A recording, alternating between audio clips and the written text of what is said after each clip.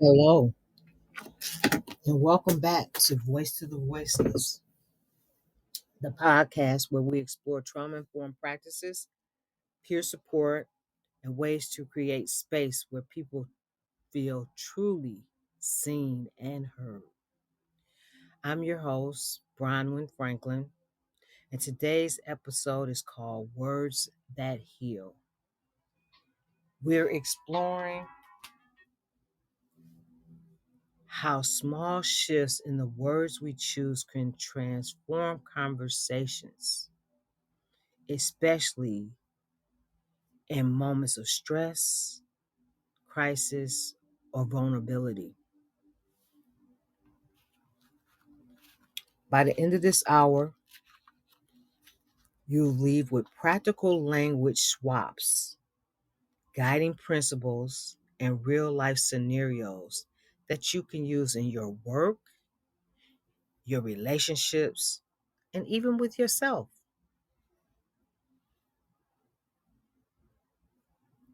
Why does language matter? Here's the truth. Trauma changes the way people hear and interpret words.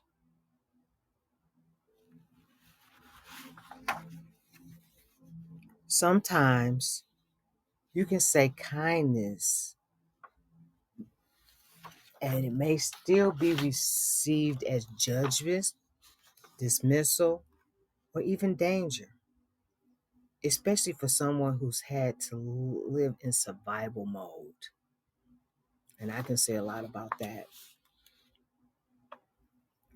When we use trauma informed communication, we aim to lower defenses, invite collaboration, and replace judgment with curiosity. I've seen the differences firsthand. A single sentence phrased one way can cause someone to shut completely down and disassociate, maybe. But rephrasing with care, it can open them up and build trust.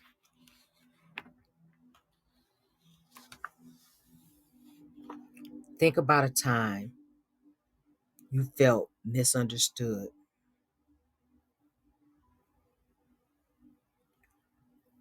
What if instead the person had invited you into the conversation?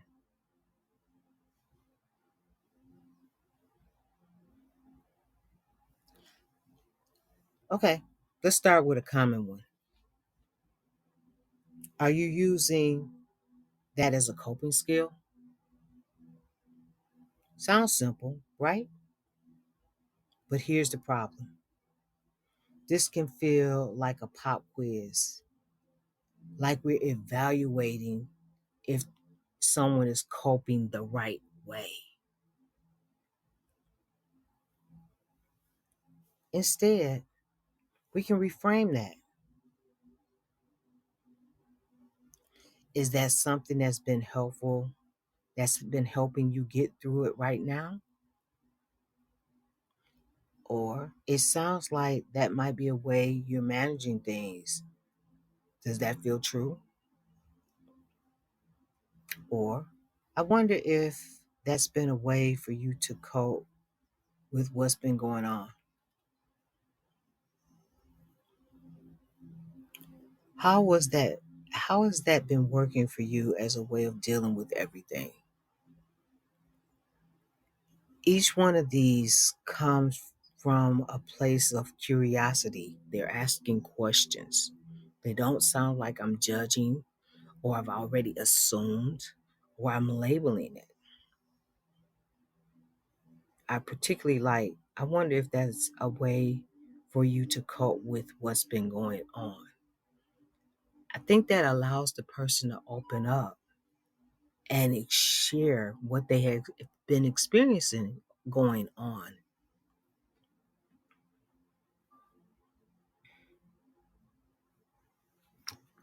Okay, this didn't sound like a test. It sounded like an invitation. Each one was a question. allowing that person to open up.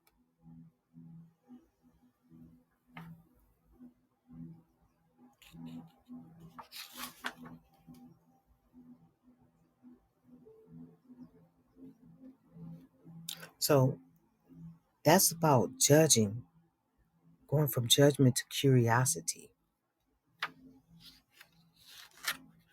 That's what that one's called.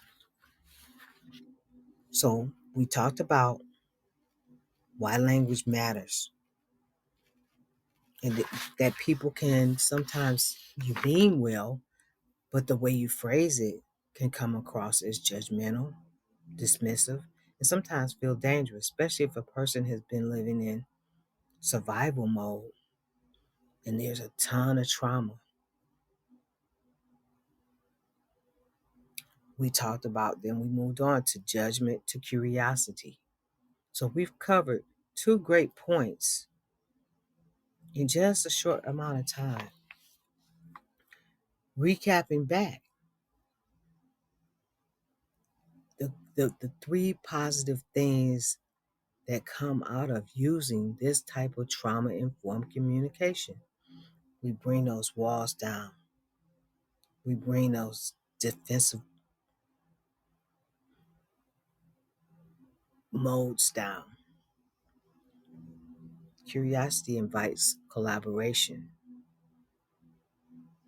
again. So we don't sound like we're judging. It sounds like we want to have a conversation. We want to understand. And I've heard this said, and I use it a lot. People are always talking, but never do we truly listen to understand. When we're having conversations, usually we're listening to what is our next response? How are we going to be defensive? How are we coming back?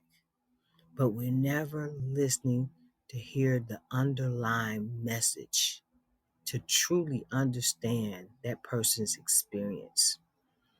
And when we do that, that is truly when the collaboration starts. That is truly when we are communicating, because now we're listening to understand their perspective, their understanding, their viewpoint, as well as being able to express ours without judgment, without defensiveness.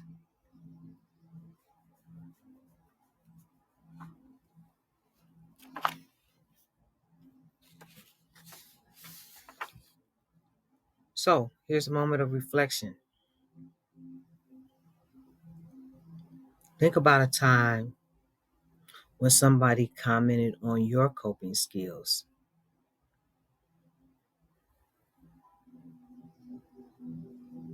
Did it make you feel supported or judged?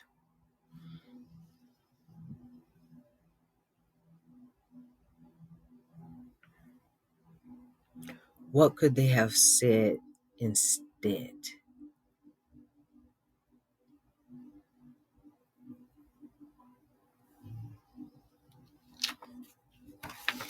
Great questions. We've had some time to reflect on our own journey, our own personal journeys and healing. And if you've heard some of my other podcasts, some of my other um, things I've shared about why words mean to me, and that's why I'm bringing this episode today. Words that heal, because I found in my journey that certain words are labeling and definitely harmful, especially for people experiencing mental health challenges. You know,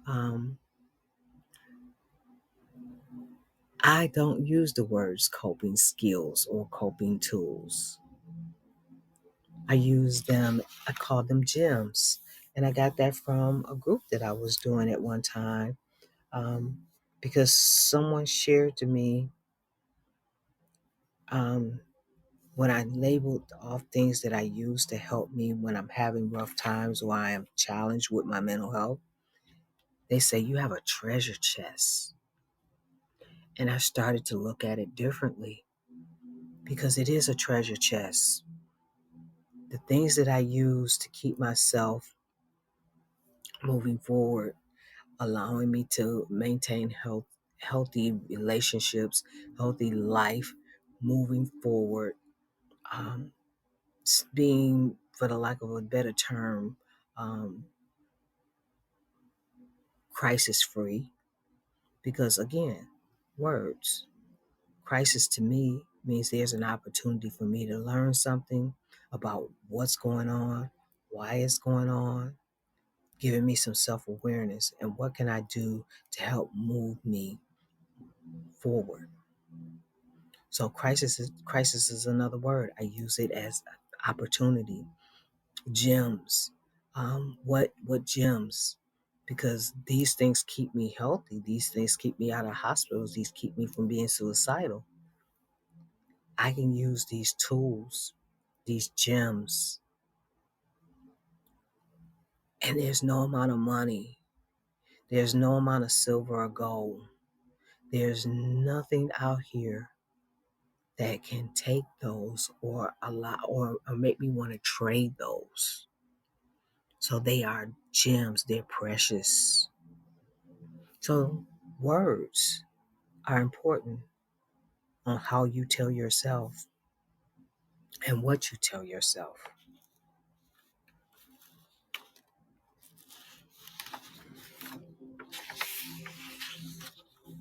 So now that you've had time for some reflection on two things already, thinking about a time that you felt misunderstood, and what if instead the person had invited you into a conversation, and then we moved on to talk about what it feels like moving from the judgment to the curiosity. Then you had time to reflect on that piece. Think about a time when someone commented on your coping skills, and I'm doing air quotes. Did it mean you felt supported or judged? What could they have said instead? So now we're going to move on to the third part of this whole piece of words that heal. We want to talk about moving from labeling to validating. Here's another one I hear in quotes. I hear that you are a little emotionally unstable.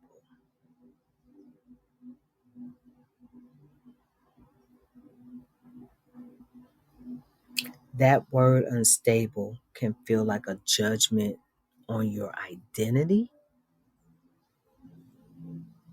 not just your current state. It's heavy.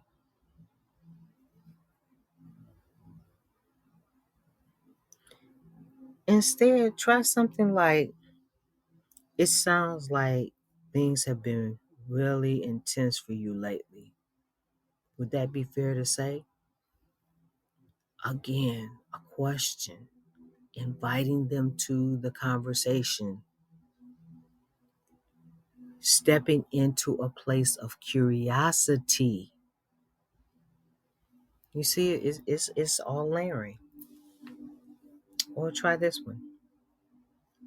I can tell you have been, I can tell this has been a tough time emotionally. Do you want to talk about what's coming up for you? Boom, boom. Again, you opened up the door, validating that you see that they're having a hard time, but you're supporting them. You're opening up to allow them to talk about it and work through it. And here's the key to that. if they open up and start to talk, shed off the need to respond, and dial up the need to understand what's going on, what they're feeling, because those are real. And take it another step further. Listen for the unspoken feelings as they talk, because many people that has been traumatized do not share fully what they're feeling, and they may not even be able to identify that. It may be fear, it may be hurt, it may be overwhelmness, it may feel like betrayal. They may not be able to label it. So if you're listening to understand, you will hear those underlying feelings, and then go into yourself and remember what it has been like for you to have felt those feelings. It may not be the same scenario, it may not be the same journey, but feelings are the same. Having the same feelings of fear or sadness or hurt or betrayal, you know what that feels like. It may not be the very same identical story, scenario, but the feelings are there. Click into that. Click into that.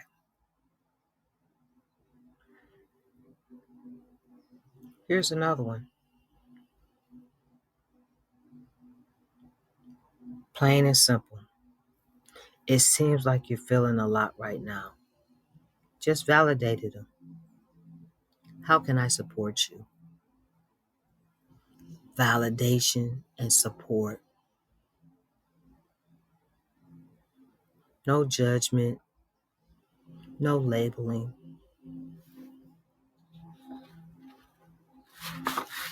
Language matters.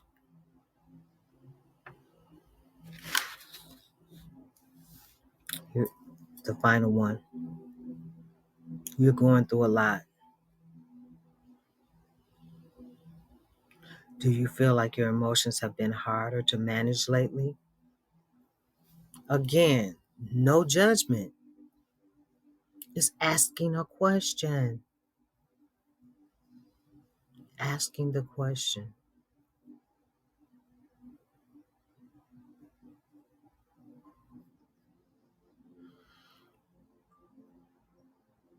As a person with lived experience in mental health,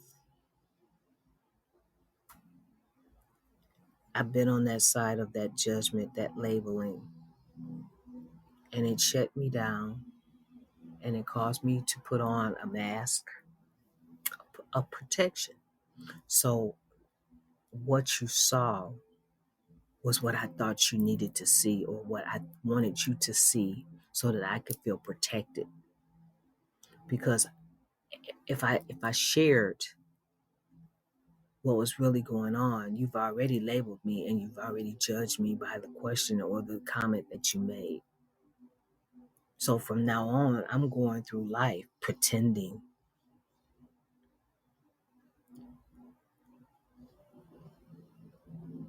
Pretending.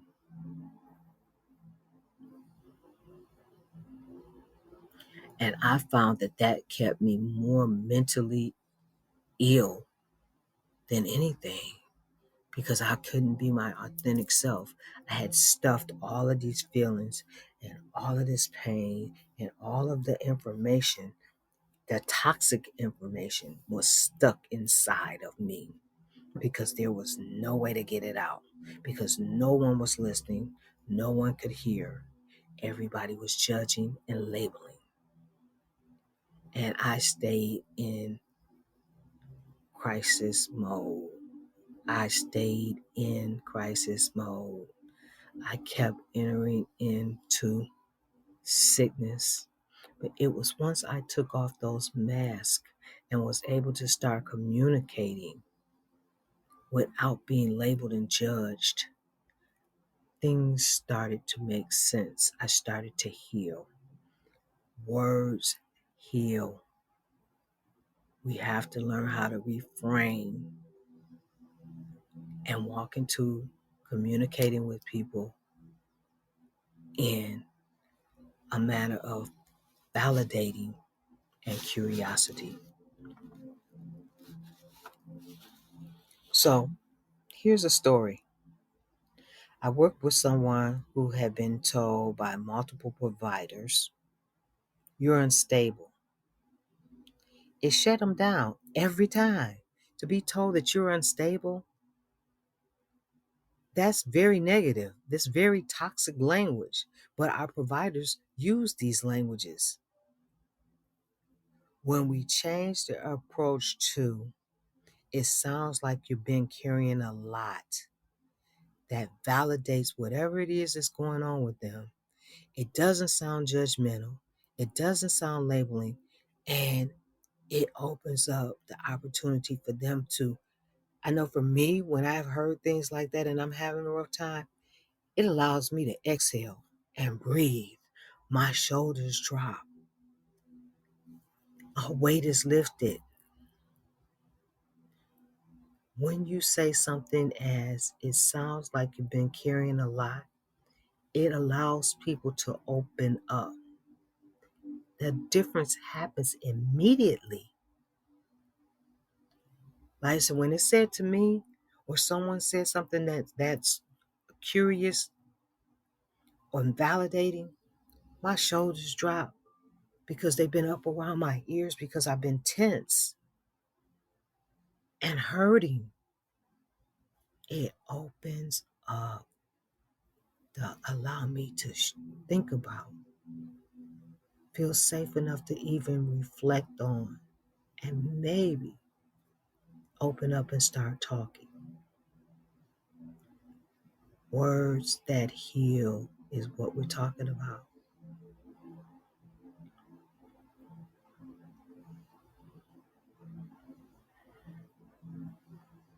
The fourth part of that is, so backtracking, we've covered why language matters. We talked about moving from reframing so we can move from judgment to curiosity. We've talked about also moving from labeling to validating. We've covered. So now here's the next piece. Moving from confusion to collaboration. Okay, here's our next example for the day.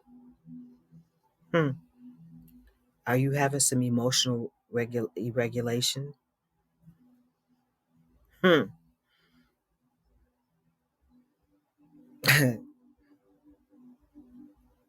Are you having some emotional irregulation? What is that? It's crap. How did that make you feel? Just hearing it. Besides being unclear, it was jargon heavy. Trauma informed communication uses plain, human language, words that feel like a conversation, not a freaking diagnosis.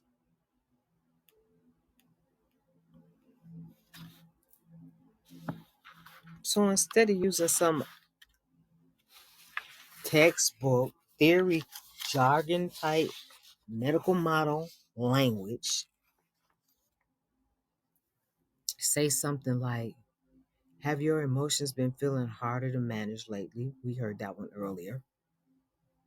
Sounds like it might be a good go-to. Have your emotions been feeling harder to manage lately? It's asking a question. It's inviting them into a conversation. All of these are questions. Here's the next one. How have you been feeling emotionally? Any patterns you noticed?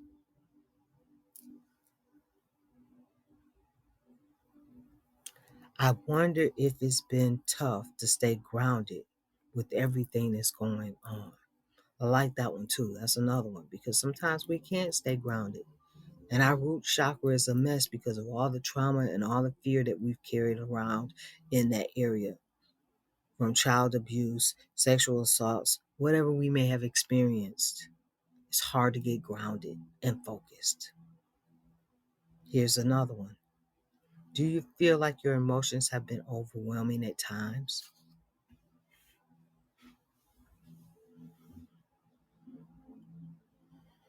Notice these are open, curious, and collaborative.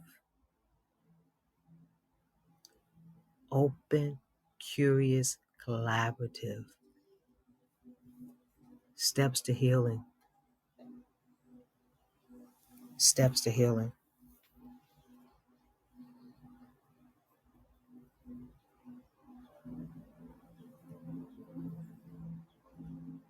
Any thoughts, questions, comments before we move on?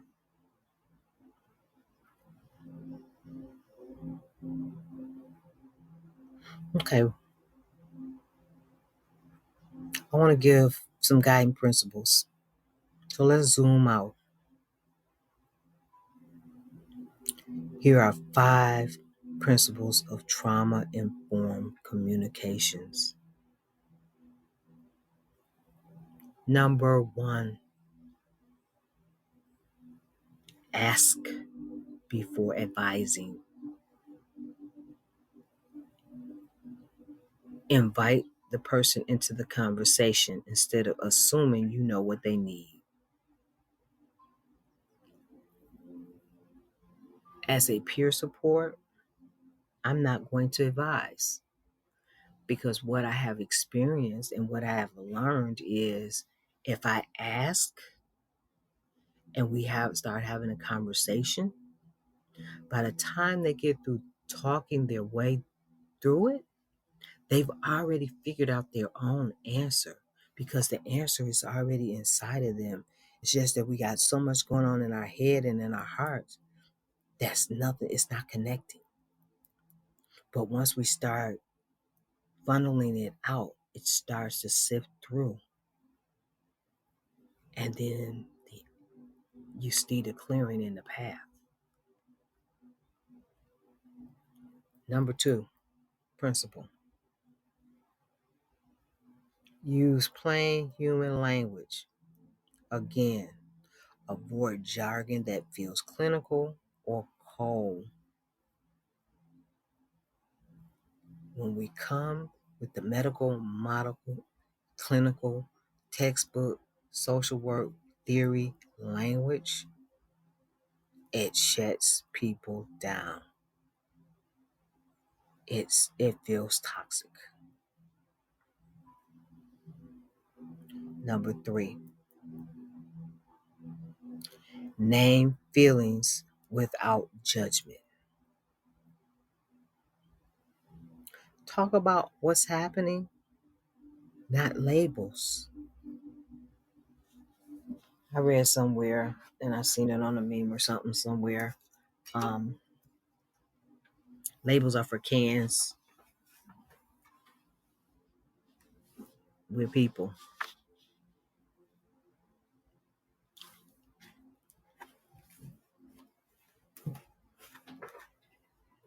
I'm going to switch these last 2 around a little bit because originally number 5 was pause for consent. Name the feelings without judgments was number 3. And then pause for consent, making sure that they are ready to talk before going deeper.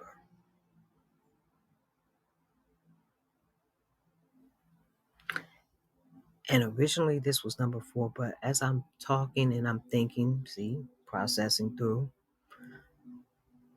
I want to flip this to the last. Offer choices. Give the person a sense of control and agency.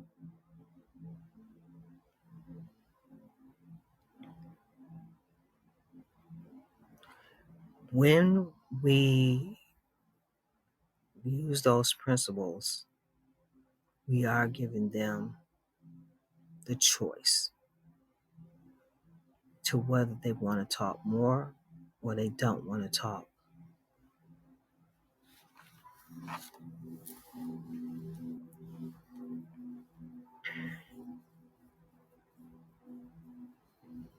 And when we go deeper, stick with the feelings, emotions, overwhelmed, tough staying grounded. Key words.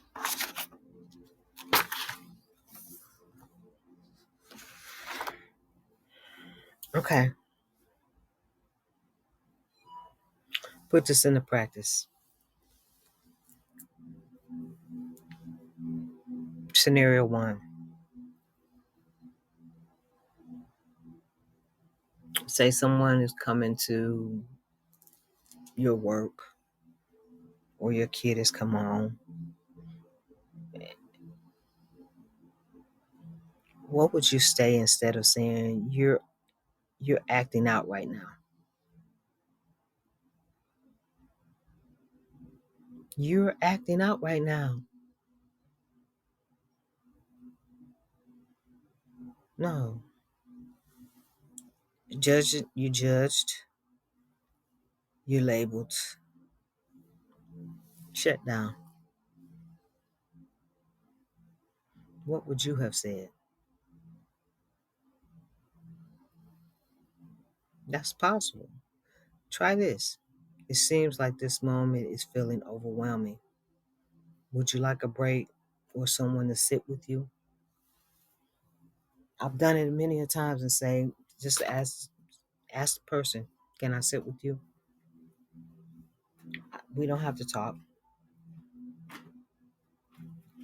but let me just sit with you. And we might sit there 30 minutes and no one says a word.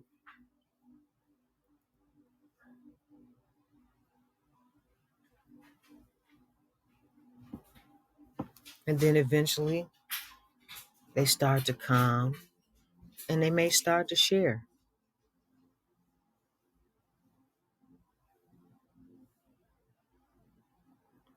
I mentioned earlier, and I mentioned in several other segments, I've been a peer support specialist for almost 18 years now.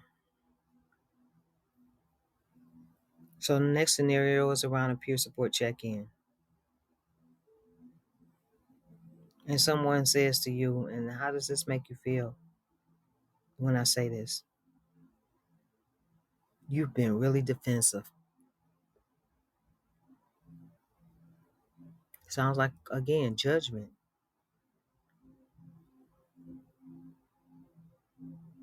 How about being able to say, it sounds like this topic is bringing up a lot for you. What's the most important thing for me to hear right now? Again, collaboration, helping them try to bring it down to a focus.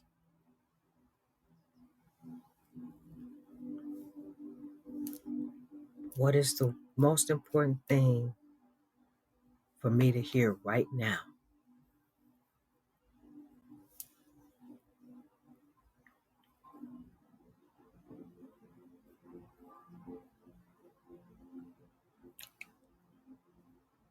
So let's reflect for a moment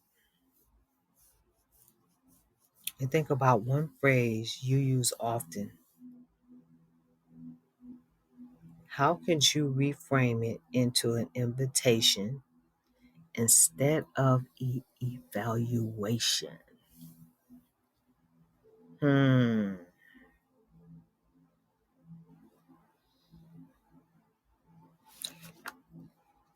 What is the one phrase you use often? And how can you reframe it into an invitation instead of an evaluation?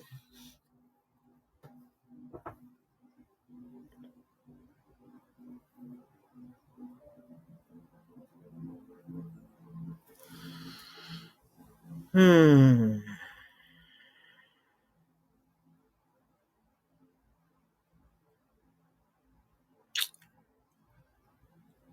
Words that heal. Trauma informed communication and practice. Trauma informed communication isn't about memorizing the right lines, it's about showing up with respect, patience, and empathy.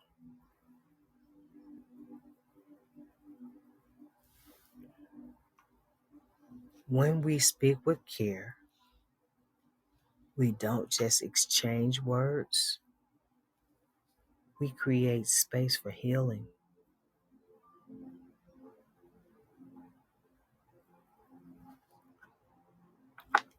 Thank you for joining me on Voice to the Voiceless.